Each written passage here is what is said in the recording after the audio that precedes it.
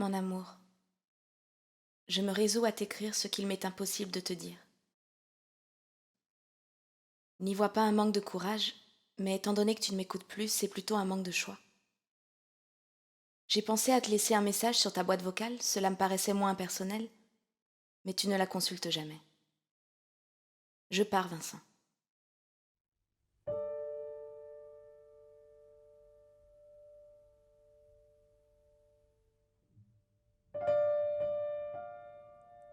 Je te parle de ce lien qu'il y a entre nous.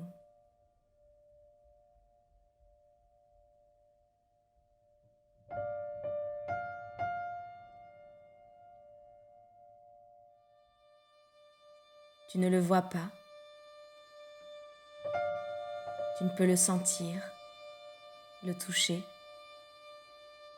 ou l'entendre.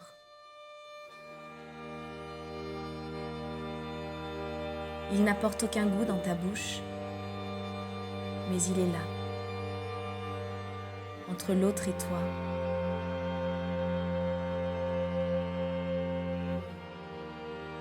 Il vous éclaire et il vous lie. Et jusqu'à aujourd'hui, il nous appartenait encore.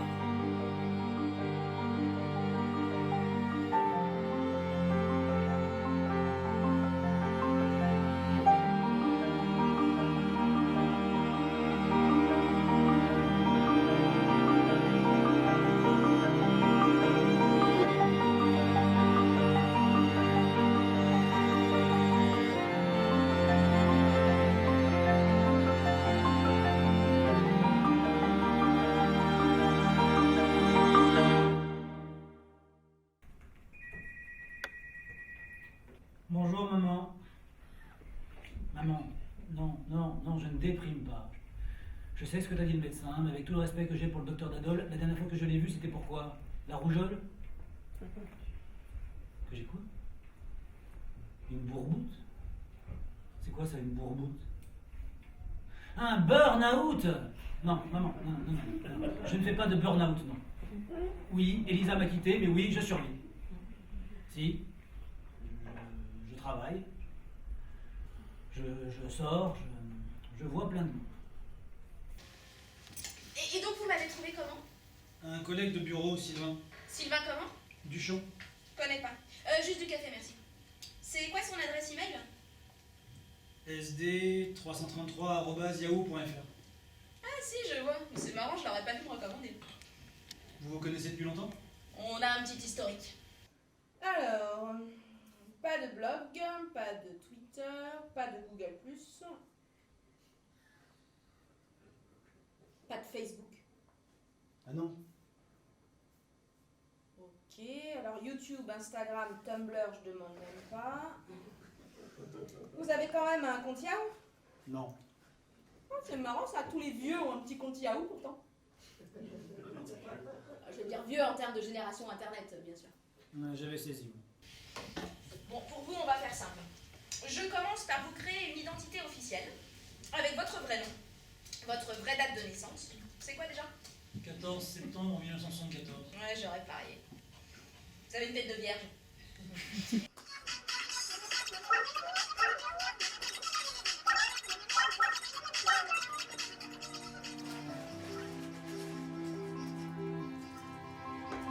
continue mon chemin, ignorant les regards moqueurs sur mon allure débraillée. S'ils savaient, j'étais le vainqueur d'une compétition secrète, j'étais celui qui courait plus vite que l'acier. Et ça a duré jusqu'au 26 février 1985. Ce matin-là, perché sur le pont, je trépignais d'impatience. Jamais je n'étais arrivé avec une telle avancée. J'attendais, scrutant le brouillard, à la recherche de la silhouette de mon compagnon de jeu. J'ai attendu pendant des heures, mais le train n'est pas venu. Bien, maintenant tirez. Putain, tirez, je vous dis. Je tire. Mais non, mais pas sur moi. Oui, mais c'est pas précis votre truc là. C'est catastrophique.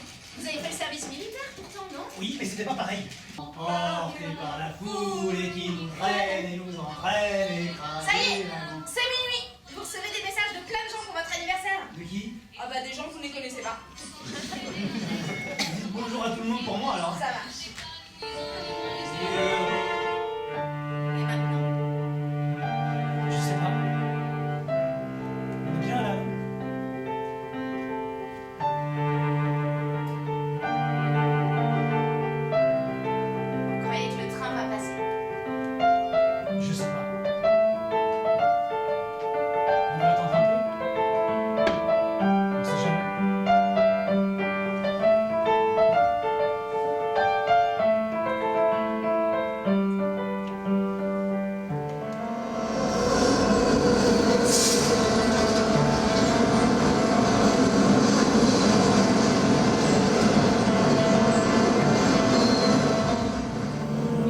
le déclic et l'envie au départ de faire ce texte? C'est Stéphane. Donc l'écriture vient d'une envie de parler de la transformation du lien, en fait. Ce qui est vraiment central sur la pièce, en tout cas c'est comme ça que nous voyons, c'est une question sur le lien. Et c'était en fin 2013, à cette époque-là au théâtre, il y avait très peu de pièces qui traitaient le numérique autrement qu'en gadget. Mais il n'y avait pas vraiment de texte qui prenait en compte les transformations sociétales et qui essayait de passer ça sur une histoire intelligible. Donc soit on avait des choses très très compliquées et impossibles à comprendre, ou des choses qui étaient un peu trop superficielles. Donc j'avais envie de raconter cette histoire. Et alors, vous, Jacques, vous avez amené votre... Moi, je suis une adepte des pièces d'Ora Morsi. C'est la 6e que je joue. J'aime beaucoup cette combinaison de thèmes très modernes et sociétaux, combinés à chaque fois à une histoire romantique. Et c'est ce qui m'a plu dans le prochain train. Encore une fois, je pense que pour Stéphane et pour moi, c'est une histoire d'amour. Cette pièce, c'est vraiment une histoire d'humain, une histoire du lien, de ce qui nous lie tous aujourd'hui. Donc ça reste une histoire romantique entre des personnages, sous ce trait quand même d'une évolution de la société majeure et du lien, de la modification du lien aujourd'hui à l'aide de ces outils numériques. Mais ce qui est bien, c'est qu'en fait, vous sauvegardez les liens.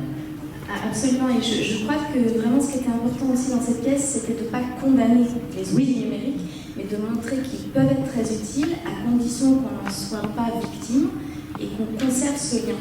Et ils peuvent au contraire favoriser le lien entre les gens. L'Internet, c'est formidable pour plein de raisons. Donc c'était vraiment l'idée de ne pas condamner la modernité, mais de aussi tirer un peu une sonnette d'alarme pour dire attention, on peut aussi couper tout lien à cause de ces outils. Donc voilà, c'était poser plusieurs questions, mais surtout pas condamner. Mais Stéphane, en même temps, c'est qu'on n'oppose pas une génération à une autre. Hein. Non, l'idée, c'était absolument pas d'être donneur de leçons. C'était vraiment ce que j'avais à cœur en écrivant le texte. L'idée, c'est de pouvoir donner un spectacle qui donne les questions au public. C'est-à-dire que les questions doivent être après. On s'interroge chacun sur comment est-ce que j'utilise ces technos, ce que j'en fais, ce que j'en veux. Et il n'y a aucun souci avec aucune technologie. Du moment où on sait ce qu'on fait, on prend les conséquences. Le texte est beaucoup venu de ça. Ça revient souvent en thème, c'est la boîte noire qu'on ne comprend pas, la boîte noire opaque qui nous donne des services, on ne sait pas ce qui se passe derrière. L'idée, c'est de questionner la boîte noire, de se dire, nous sommes utilisateurs de cette technologie tous les jours, est-ce qu'on sait vraiment ce qu'on fait, et est-ce qu'on a pris le temps de se poser des questions? Alors c'est vrai que les réseaux sociaux, c'est fabuleux parce que c'est une ouverture sur le monde, mais ça peut être aussi une fermeture sur soi-même. Parce qu'en fait, il y a eu beaucoup d'ailleurs ces derniers temps, des articles, notamment toute une enquête dans le monde par rapport au débat démocratique, etc. En disant que, voilà, est-ce que Facebook est un frein au débat démocratique dans la mesure où chacun va s'enferrer dans sa propre conviction et va aller rechercher ce qui le conforte dans sa conviction.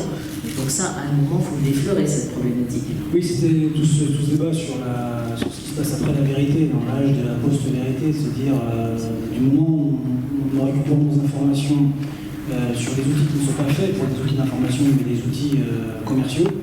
L'idée, c'est est-ce qu'on comprend réellement comment l'outil fonctionne?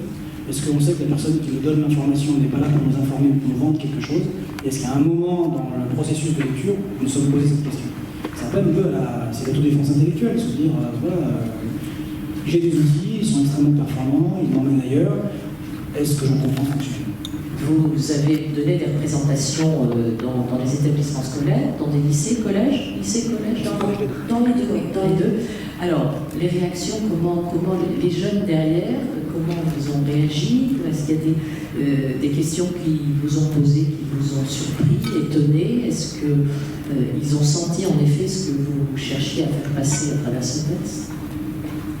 Là où on était très contents, on répète souvent, mais la première qu'on ait donnée, c'était un jour de départ en vacances. Donc au début, tous les élèves étaient avec leur sac prêts à partir. Et attendre la sonnerie pour partir tout de suite. Et ils sont restés très attentifs, et même à la fin, c'est eux qui ont déclenché le débat. Donc, déjà, on était très contents de ça, parce que tout le monde sait qu'un jour de vacances, c'est pas facile de capter leur attention. Ensuite, on a vu aussi que personne n'osait sortir son portable de sa poche. Alors je ne sais pas si c'est une bonne réaction ou pas, mais en tout cas, on a vu qu'ils étaient vraiment dans la réflexion. Oui, ce qu'on n'a pas dit, c'est si vous le souhaitez, le texte est à disposition en vente à la sortie. Également la bande originale, parce que c'est une musique qui est composée spécialement pour la pièce.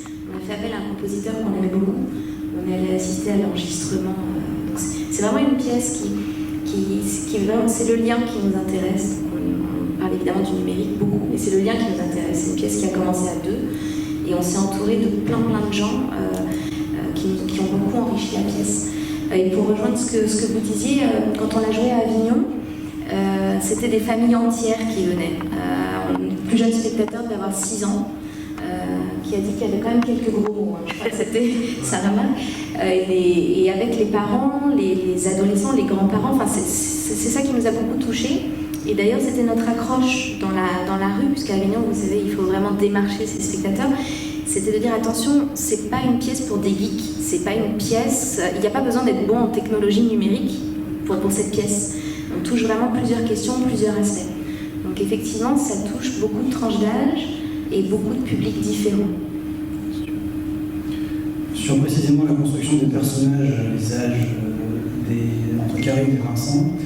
Vincent, l'idée c'était de le construire comme un ouvrier, enfin ces ouvriers du 19e siècle qui ont construit les chemins de fer, mais qui n'ont pas profité.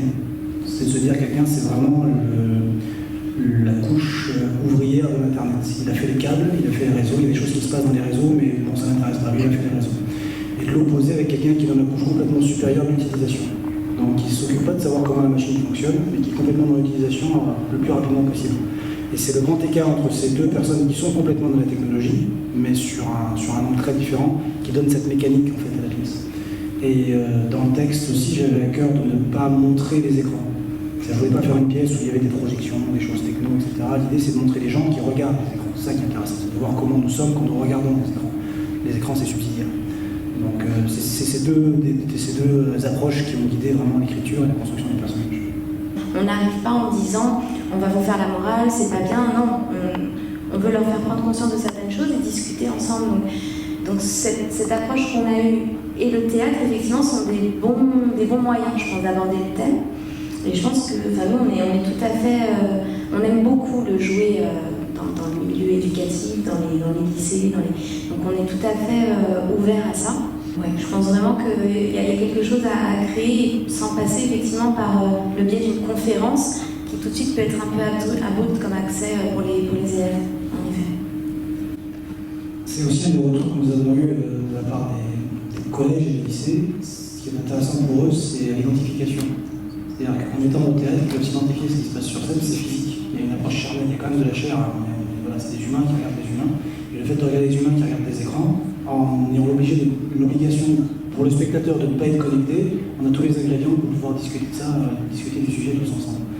Il y a un objet artistique qui permet de parler du numérique sans être donneur de leçons, sans dire c'est tout mal, sans dire c'est tout bien, juste donner la question là où elle est, c'est-à-dire à l'utilisateur. Merci.